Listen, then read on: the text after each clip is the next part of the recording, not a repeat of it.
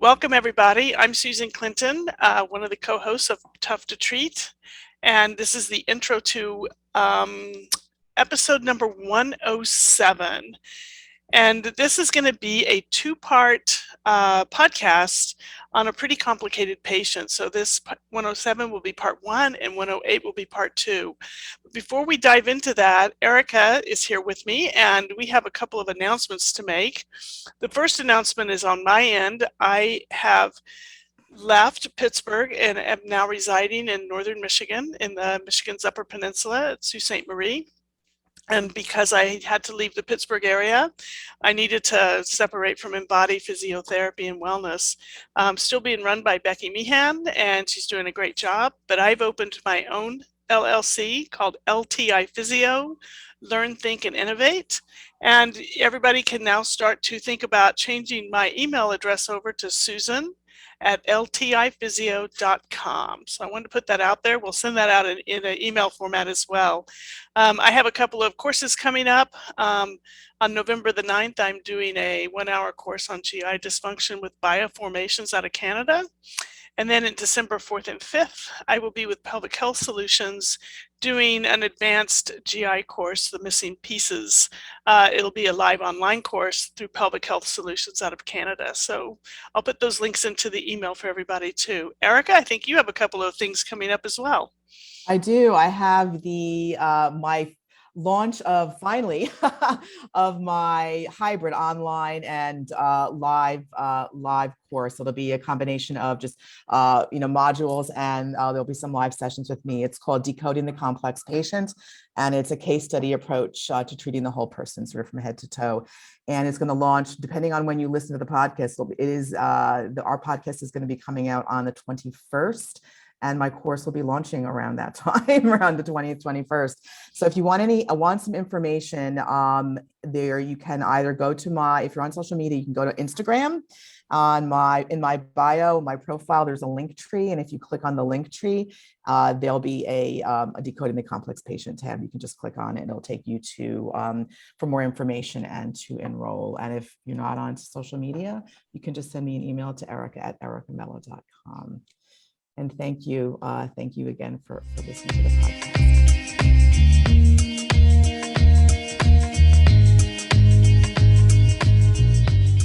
Hi, everybody. This is Susan Clinton, and I'm here with my co-host, Erica Mello.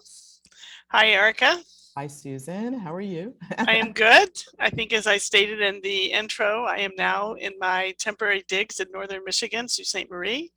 And Erica, of course, is broadcasting from New York City. So New York. Yep, hopefully the next one, the next one is going to be, so let me just explain. This is 107. This is going to be part 1. And then we're going to, in a couple of weeks, we'll release part 2. So we are not going to have the final answer today, but some good information gathering. And then we'll talk a little bit the next time about the interventions and kind of what worked and didn't work. And lessons learned from this pretty complex patient. It started off not feeling that complex, but as the story unraveled, you'll see that it became like, ooh, there's a lot going on here. So Erica, let's just dive right into it. Let's do it. Okay, so this lady is kind of in her middle ages. I guess, what do you call middle age anymore? It's in her 40s. Younger 40s, and came to me for her main complaint, which was kind of chronic pelvic pain and urgency frequency.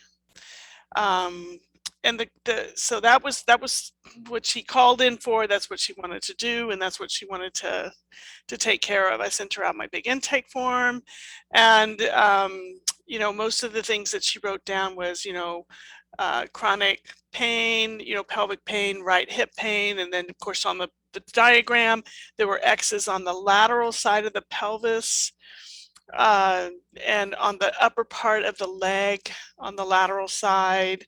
And, a little bit around maybe the back of the SI joint area. Mm-hmm. That was where the big X's and O's and zeros or whatever people mark up that thing with. Mm-hmm. The interesting thing too was on the diagram, she also had the back of her neck marked up. Oh, You know, interesting. so that, you know, kind of like, oh, and then because of the central sensitization inventory and some of the other questions that I asked that I know everybody has heard us talk about before, um, the you know, part A of the inventory, she marked down migraines, dizziness, um, IBS, and then as she went through the central sensitization inventory, of course, the urgency frequency came through as well as kind of the IBS-y stuff and, you know, some of the migraine stuff.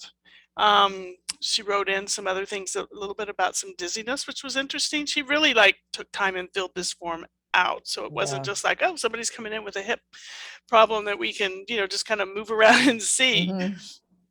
So when I got a chance to just sit down with her and question her and talk to her, you know, she said, you know, this has been going on for a while.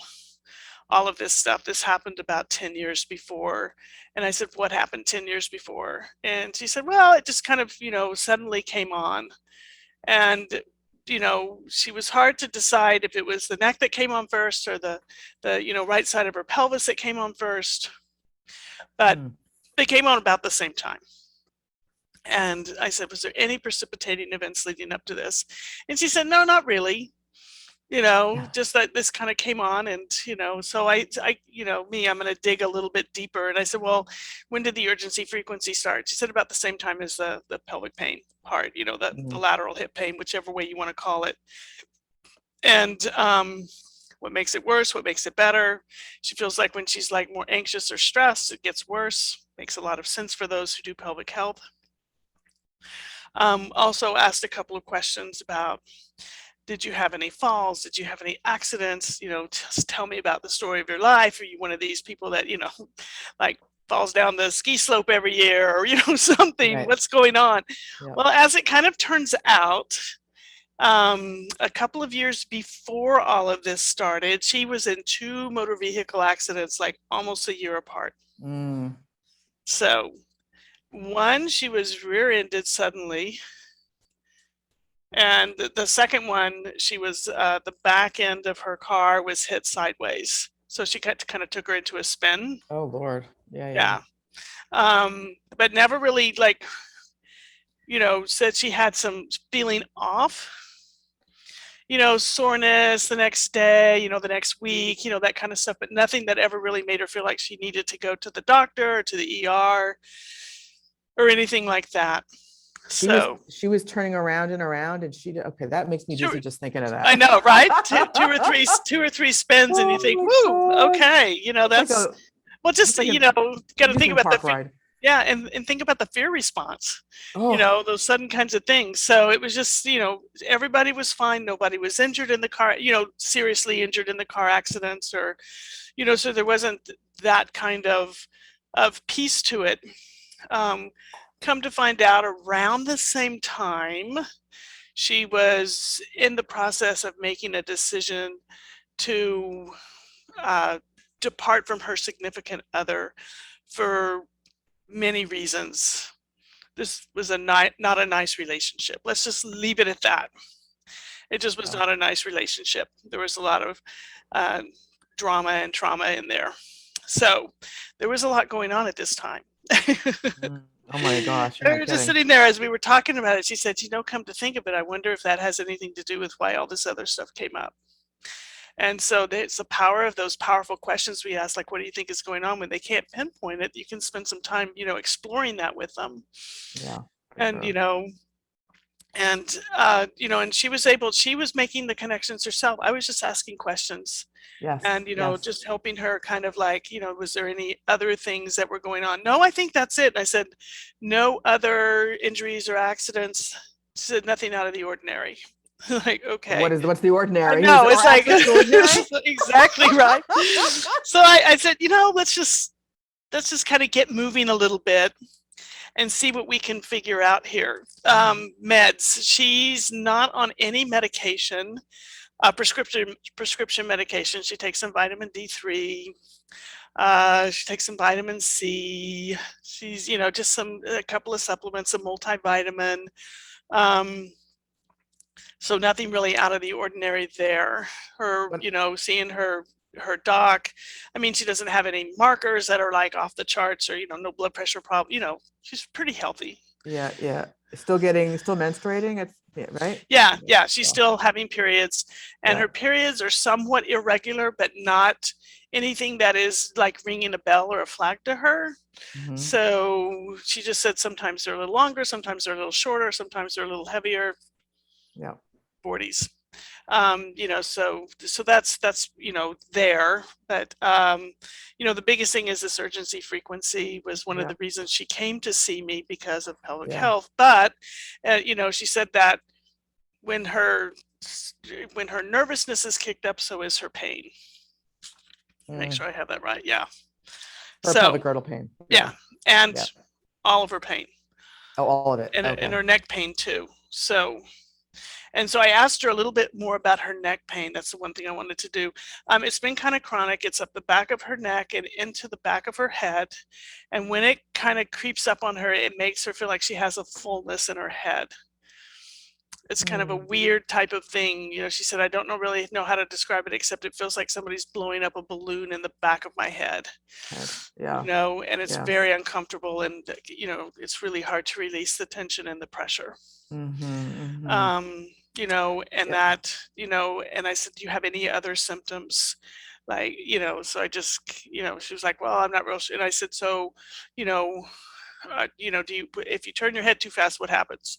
I don't want to give words to people, but sometimes you just have to like give them some choices of some symptoms Yes, to grab yes. onto if they're having Yep. trouble. She said, it's really not dizziness, it's more like an imbalance.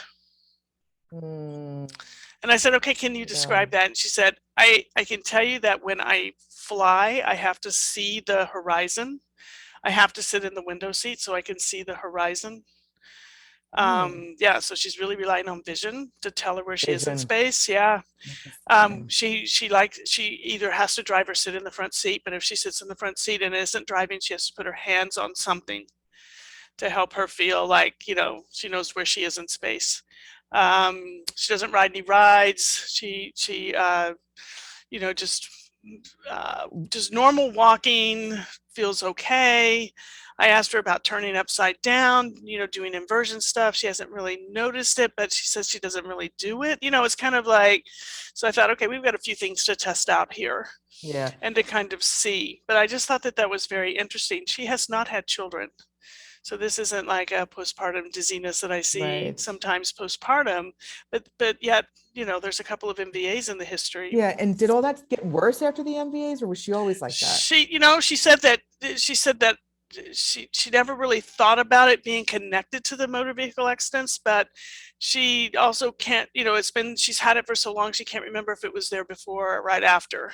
It's Right. murky. It's Right. just Got kind of it. But murky in there. yeah. There was a lot going on in her life at that time too. Yeah. Yeah. Yeah. Yeah. So she just thinks that this is a thing that's just kind of gotten worse, Yeah. over time, but she doesn't really think there's anything that can be done about it. So she never really talked about it very much. Was her CSI score high? Her CSI score was fairly high. Yeah. Okay. hmm Okay. Okay. But her catastrophization scale and stuff were not high. Okay.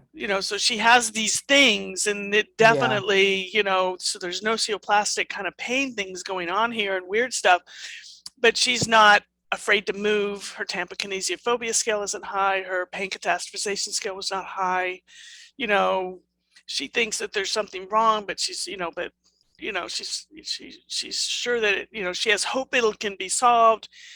She's okay. She's not catastrophizing, and really, like, her nervousness comes more into kind of like she feels more stress driven, and that kind of Mm. stuff drives her, like she calls it, anxiousness. She doesn't really feel like she has anxiety.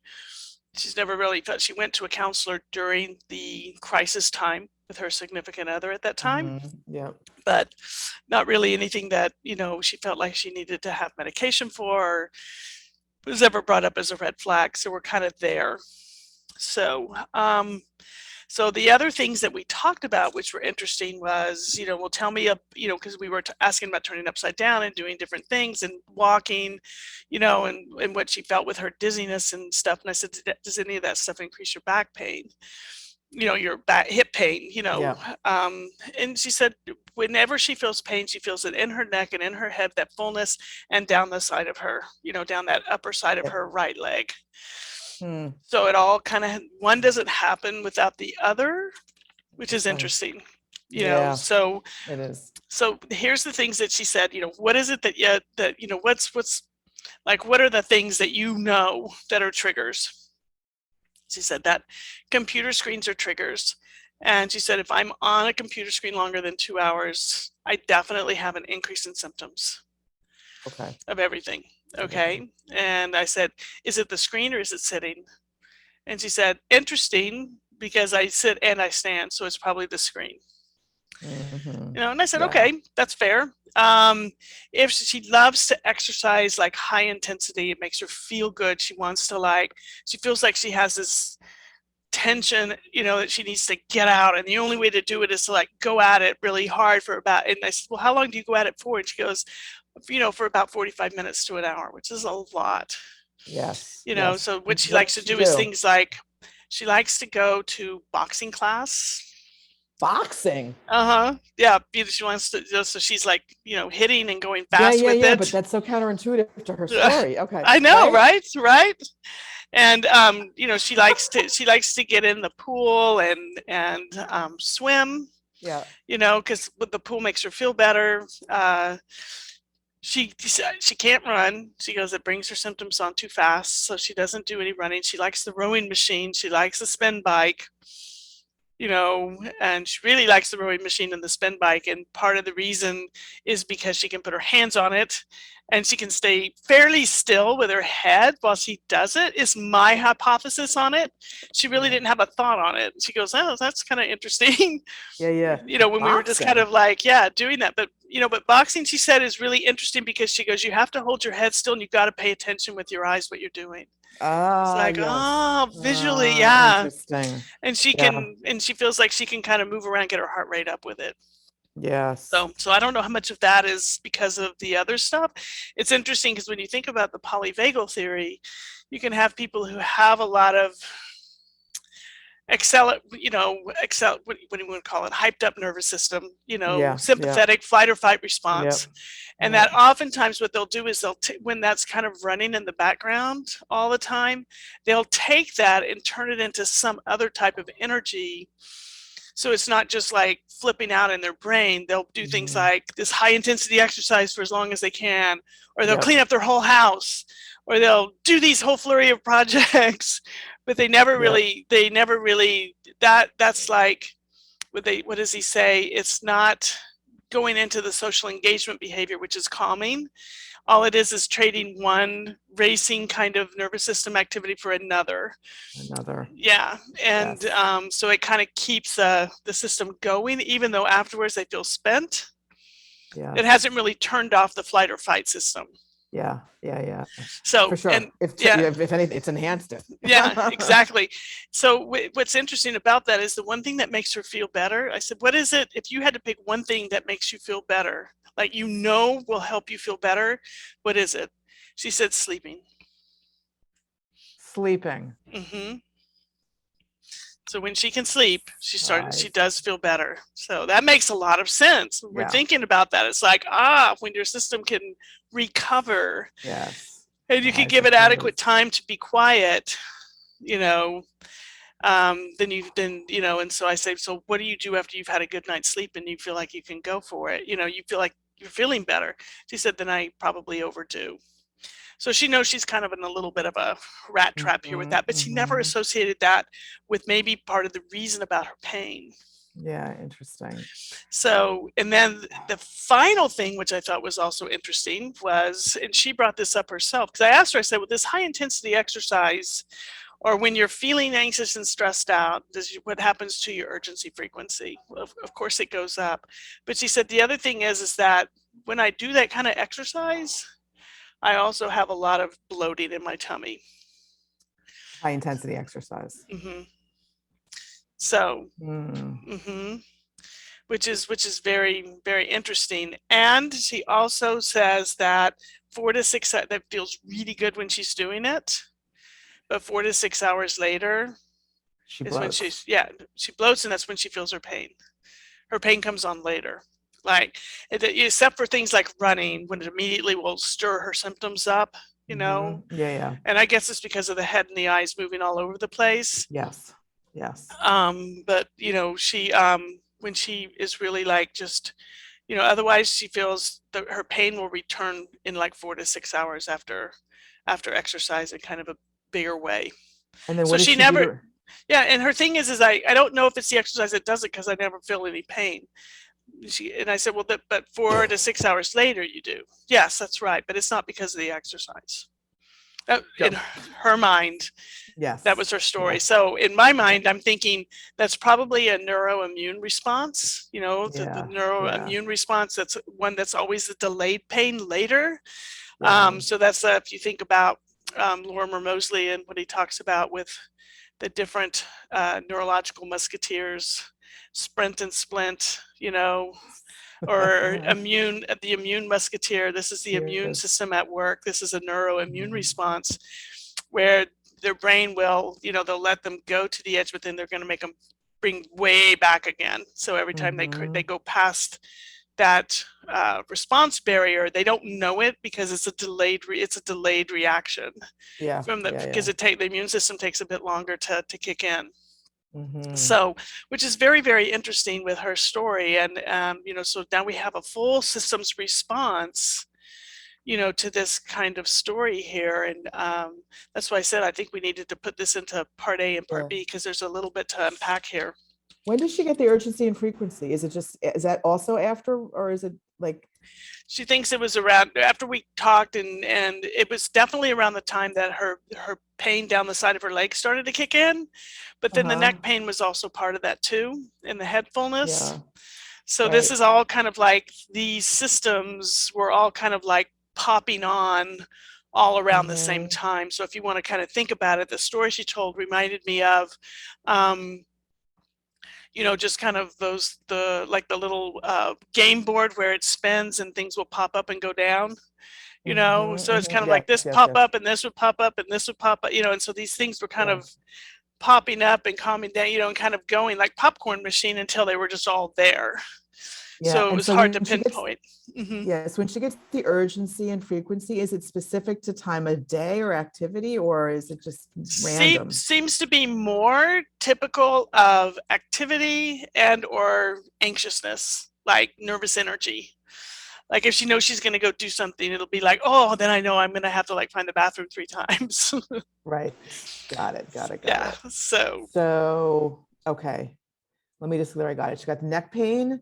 She's got a feeling of imbalance. Mm-hmm. Whenever she has to be in a moving vehicle, she needs to be in the front seat so she can see. On a plane, she needs to be by the window. Right. She's okay on a bike and a rower Mm-hmm. because she has vision and her arms are, somewhat. Yeah. She's Little attached. control. She's attached. Yeah, yeah. Yeah. Running won't work for her. Boxing, it requires much more focus, very close, very sort of. And interesting though, Susan, you think about it, what's the boxing? It's like you're protecting yourself, right? Mm-hmm. You're in that protective, like protecting. So she does that, right? So okay. So then the urgency and frequency comes on, sort of as well after 4 to 6 hours when she gets it. But they all seem to sort of, everything seems to come on at once, like an all systems go type thing. Mm-hmm. Okay. Okay. The only time it's a little bit different is if she's on the computer screen for more than 2 hours. She starts to feel the fullness and some of the stuff immediately. And probably because the screen's bouncing around so much. Yes. Does she I wear asked her glasses? that. I said, is it the screen or is it what you're doing on the screen? Yeah. And she said, well, it's interesting because sometimes she's, and I should have mentioned too, she's an artist, which is like, you start seeing this complex person. So she loves doing that. She does, digitalized art. So she's a lot on the computer then. Yeah. And so that's frustrating in a way to her. So she's actually learned to like really kind of, she's adapted by doing more paper kind of stuff. And then, then digitizing that so that she's not originating on the screen as much, but the way she really wants to do it is to just turn on the program and get going. Right. Does she wear glasses? She does not wear glasses. No glasses. Mm, And so she said sleeping, a good night's sleep makes her feel better. mhm. So during the day, if she gets her symptoms, does she have any kind of like reset or make her feel better position at Not all? really, not Just really. cuts She it just out. kind of, yeah, she just kind of, yeah, she kind of just goes for it. Or, you know, like she'll say, I know it's a terrible thing to do, but, you know, I'll have like a really strong cocktail and go to bed. Like kind of almost like a little medication thing, you know, just Mm-hmm, like mm-hmm. knock me out. Yep. But she knows that that's not good because it doesn't always help. You know, she Yes. doesn't sleep as well with it. She just said, you know, if she says I'm still lucky enough that I sleep fairly well, so I just know I need longer time in bed. And I said, are you asleep the whole time? She goes, no, not usually. And I said, well, what else do you do? And she said, well, I'll quietly read, you know, or I'll listen to music, but I just need to have, and this was the kicker, I need to have the room quiet and dark. She's got to shut the Interesting. systems down, right? Yeah, yeah. Which is the opposite of what she's doing during the day. Yeah, it's like So it's all or none with her, right? exactly, exactly, exactly. So the interesting thing is, where do you want to start with this type of patient? You know, I know everybody's sitting there thinking, oh, I would start with this, I start with this, I start with this, I start with this, and there isn't a wrong place. No. But what I did was I asked her, I said, Yeah. where's your priority? All of these things are going to feed into each other. So we're eventually going to be working on all these systems, but we can't work on them all at once. You Yeah. know, um, and I talked to her a little bit about reset. I said, it sounds to me like quiet, dark, you know, control, safety is your reset. Mm-hmm. You know, that resets your system and helps you quite a bit. I said, the interesting thing is let's talk about what may be firing the system up. And so we did talk a little bit about the neuroimmune response with pain Yeah. and about, you know, pain, you know, just a little bit of the story with pain and, you know, that the brain makes a decision. Um, Yeah. and, you know, so, you know, kind of, she was an artist, you know, I have a whiteboard and we just like draw Yeah, your of pain course. for me, Yeah. Yeah. you know, like let's use that modality. But Mm-hmm. anyway, that was one of the biggest things that we did was like, we've got to figure out how to calm the system, you know, but I want to know which system you want to focus on, because you've talked about your urinary system, you've talked about your hip, musculoskeletal system, you know, with your neck, you've talked a bit about the dizziness and that kind of stuff and the fullness in your head. Mm-hmm. You've talked about the swelling in your belly after intense exercise. Where do you want to start? And interestingly enough, because I would have sworn, because she came to me for urgency frequency, she said to me at that point in time, this is the power of asking the clients where they want to go, because they Yeah. intuitively know, they know somewhere deep inside. She Yep. said, I want to talk about the stuff that goes on in my head and my neck. Yeah. I feel like Yeah. and she told me at that point, she goes, I feel like that's what's controlling everything. And I said, Yeah. okay, well, let's, and was a perfect entree into doing the movement system thing. So Mm-hmm. before we end the part one here, I'll take you through kind of what I saw in the beginning and kind of what I let her go home with. And then part two, we'll get back together and talk about what happened, where she is on the road and where she is now. Perfect. Awesome. So just having her stand, and this is where the rest of the last complex piece comes in. Um, she stands off. She stands with her thorax off to the left. So Okay. her thorax is shifted left, okay, which means her Mm-hmm. head is right side bent, left rotated. Her hip is you know, her pelvis is up, you know, right side bending of the lumbar spine, pelvis is up. Mm-hmm. And guess where she's standing on her foot? Mm, left. Yeah, she's on her left foot, on the side of her left foot, of course. Right. And the right foot is in complete pes planus. Oh, jeez. Of course. Of course. What side's her pelvic girdle pain on, Susan? Right The or right, left? the right. Okay.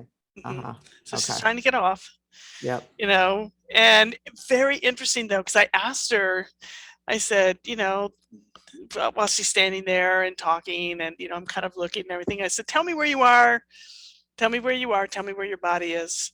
And she really thought that her thorax and pelvis were in line with each other.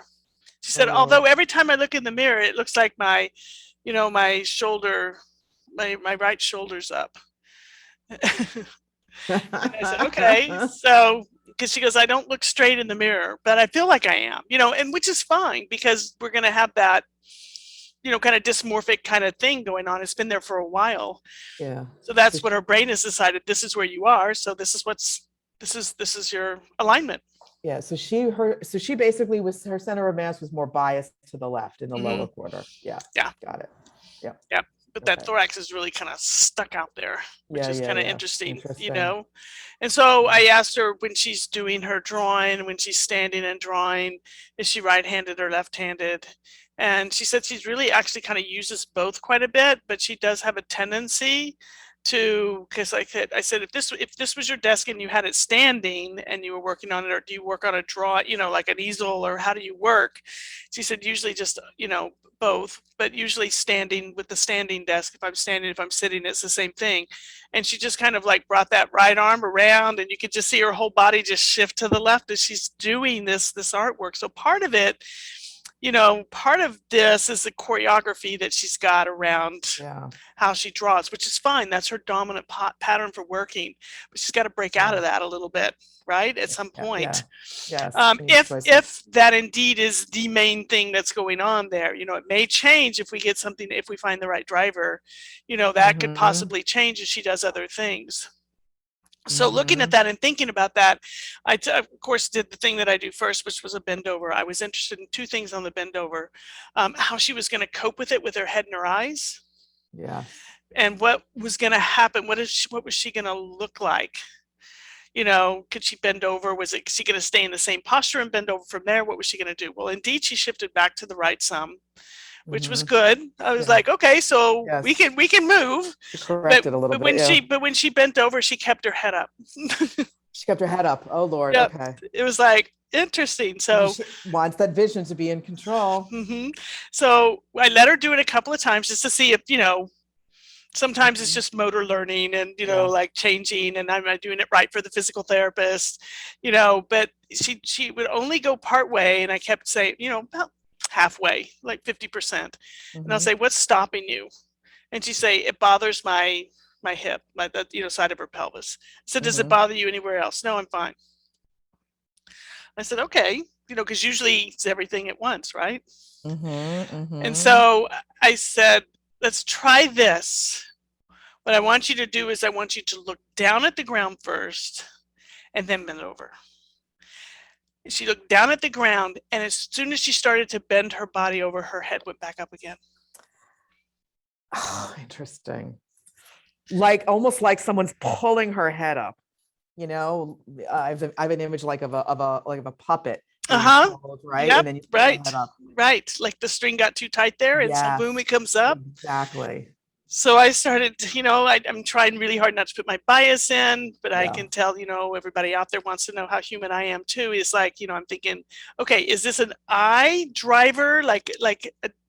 Is this a vestibular driver that we've got going on here in Cranial. the Yeah. eyes? Or is it a neural tension issue? Yeah. So Yeah. keep that in mind.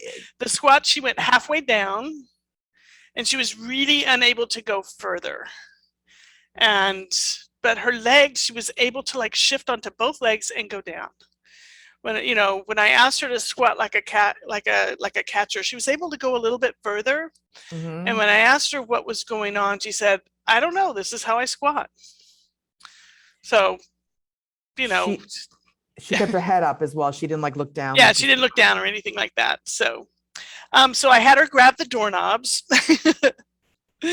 because I thought, okay, she likes to be attached to things. Yes, totally. So, and then the doorknob is right there to give her a little midline. But it was interesting because her legs, she was correcting her lower quarter. And I was wondering, it was hard to see if she was just staying shifted at that thorax to the left, or if it was the Mm-hmm. head, Yeah. that was Yeah. doing that. But she was just like, she couldn't go further. So I had her grab the doorknobs, extend her arms, bring her legs a little further apart, and try to sit down into the squat.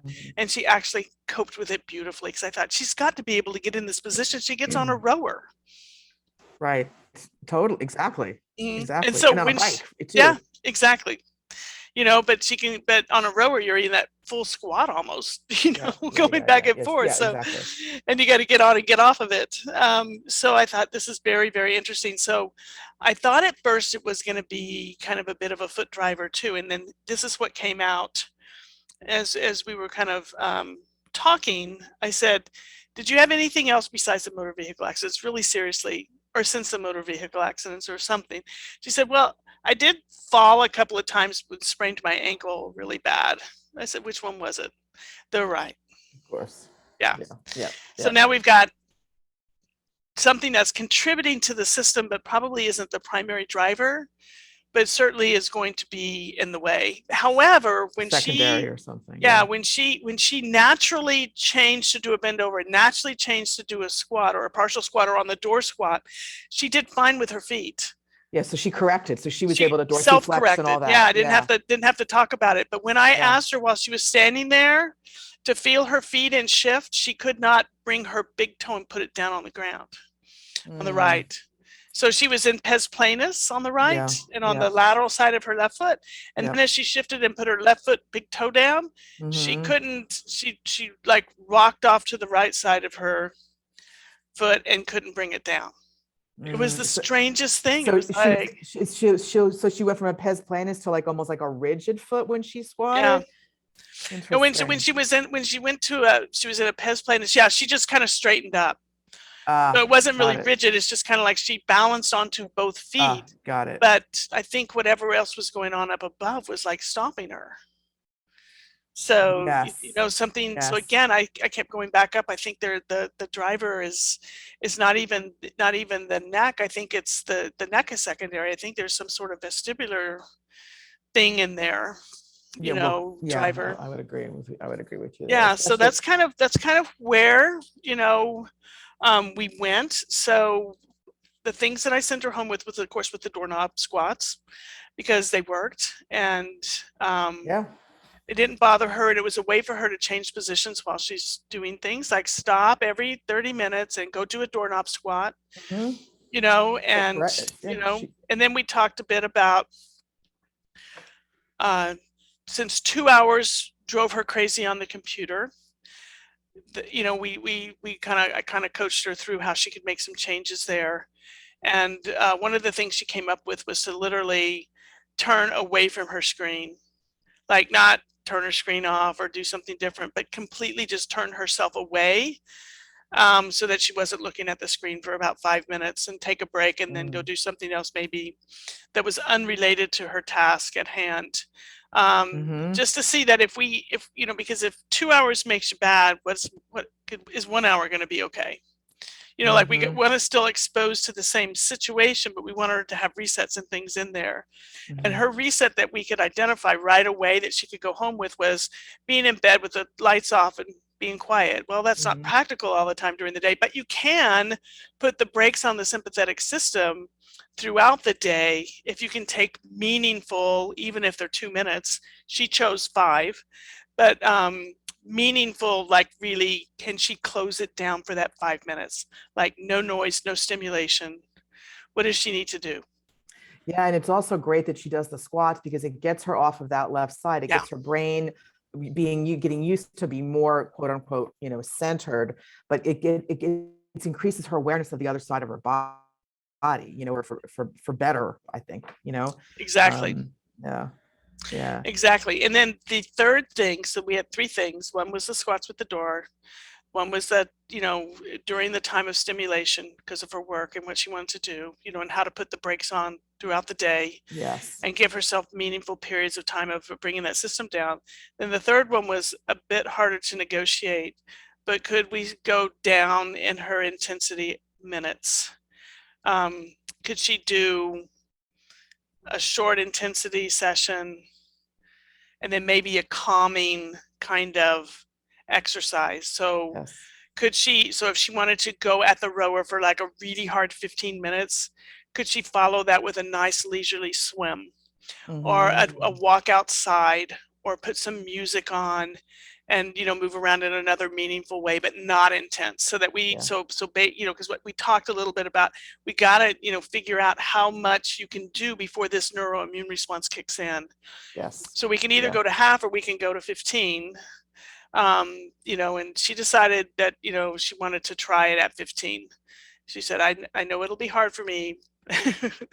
And I said, well, what can you do to kind of make that easier for yourself? And she said, I think that's what she chose, the music. She goes, whatever I do, I probably need to turn some music on so that it'll be more calming to me. Got it. And and I said, this is a trial, this is a try it on and fit thing.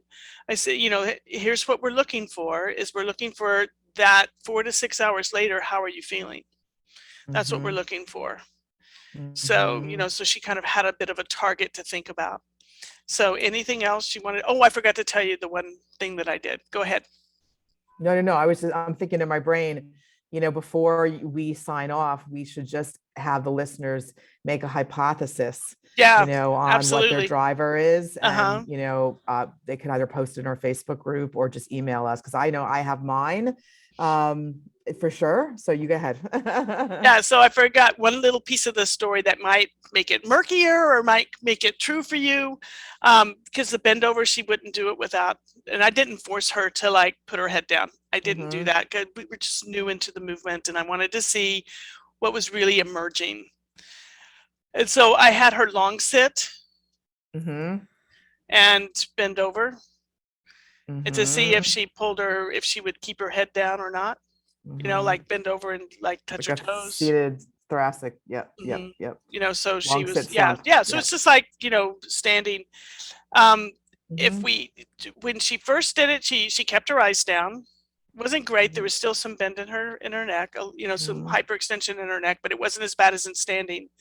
But then I went over and I became the floor on her feet and pushed her feet up into dorsiflexion as much as I could, asked her to repeat it, and naturally her nose and eyes just came up. Interesting. So she didn't look down. She went. Yeah, it started to come up again as she came forward. Yeah. When you gave her input at her feet into dorsiflexion. Just like the floor would have been. Yes. Interesting. I have to unpack that one a little bit. So you gave her just both hands dorsiflexion. She started to look down, then she came back up like the puppet, right? Yep, just like she did when she was doing the bend over. Yep. So I wanted to take it to another position, another another surface, totally. Change it totally. It's the same activity. It's just under different rules. Image. Yeah. Change the context, right? Yeah, because what I was trying to do is violate expectations. Yeah. But I wasn't telling her, hey, it's interesting that you look up when you do that. I didn't say any of that. I really wanted to see what was going to emerge.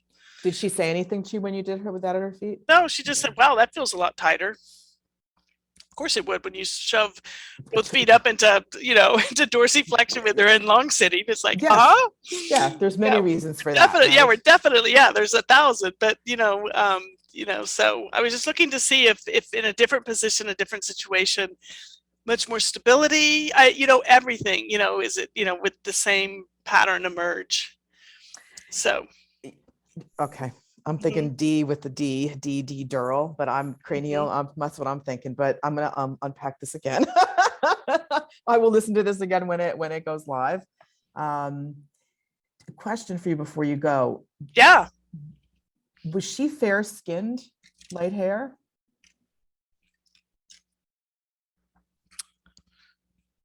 Let's see.